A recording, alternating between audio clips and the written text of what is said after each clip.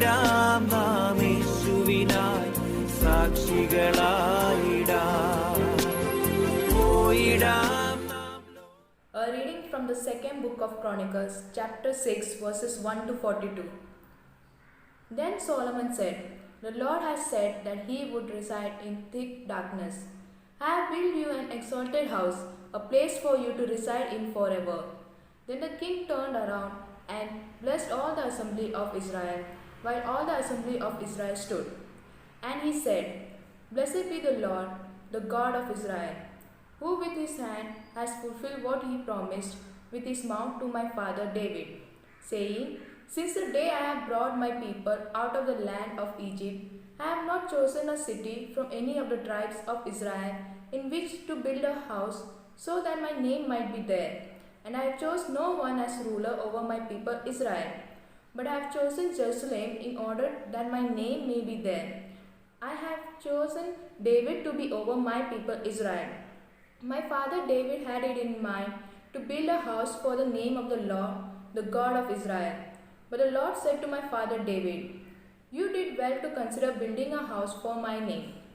Nevertheless, you shall not build the house, but your son, who shall be born to you, shall build the house for my name. Now the Lord has fulfilled his promise that he made, for I have succeeded my father David, and sit on the throne of Israel, as the Lord promised, and have built the house for the name of the Lord, the God of Israel. There I have set the ark, in which is the covenant of the law that he made with the people of Israel. Then Solomon stood before the altar of the Lord in presence of whole assembly of Israel, and spread out his hands. Solomon had made a bronze platform 5 cubits long, 5 cubits wide, and 3 cubits high, and had set it in the court, and he stood on it. Then he knelt on his knees in the presence of whole assembly of Israel, and spread out his hands towards heaven. He said, O Lord, God of Israel, there is no God like you, in heaven or on earth. Keep your covenant in steadfast love with your servants, who walk before you with all their heart. You who have kept for your servant, my father David, what you promised to him. Indeed, you promised with your mouth, and this they have fulfilled with your hand. Therefore, O Lord, God of Israel, keep for your servant my father David that which you promised him, saying, There shall never fail you a successor before me to sit on the throne of Israel, if only your children keep to their way to walk in my law as you have walked before me. Therefore, O Lord, God of Israel, let your word be confirmed, which is you promised to your servant David. But will God indeed reside with mortals on earth?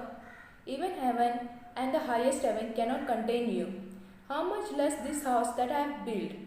Regard your servant's prayer and his plea, O Lord my God, heeding the cry and the prayer that your servants praise to you. May your eyes be open day and night towards this house, the place where you promised to set your name, and may you heed the prayer that your servant prays towards this place, and hear the plea of your servant and of all your people Israel. When they pray towards this place, may you hear from heaven your dwelling place, hear and forgive. If someone sins against another and is required to take an oath and comes and swears before your altar in this house, may you hear from heaven and act and judge your servants, repaying the guilty by bringing their conduct on their own head, and vindicting those who are in right by rewarding them in accordance with their righteousness.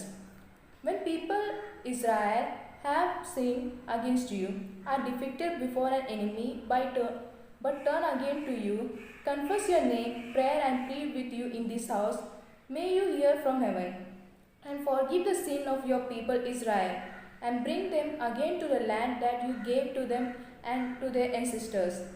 When heaven is shut up, and there is no rain because they have sinned against you, and then they pray towards this place, confess your name and turn from their sin, because you punished them.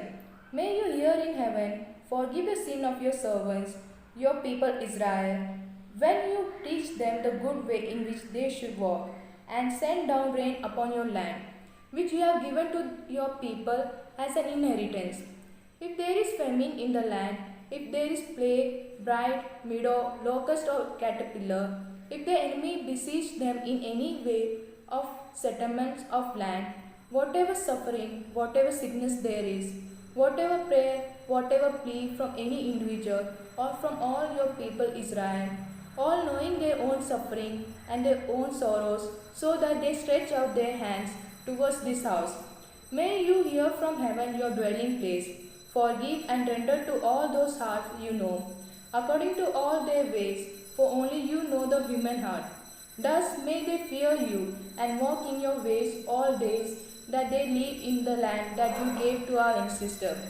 Likewise, when foreigners who are not of your people Israel come from a distant land because of your great name and your mighty hand and your outstretched arm, when they come and pray towards this house, may you hear from heaven your dwelling place and do whatever the foreigner asks of you, in order that all people of Israel on earth may know your name and fear you, as do your people Israel, and that they may know that your name has been invoked on this house that I have built.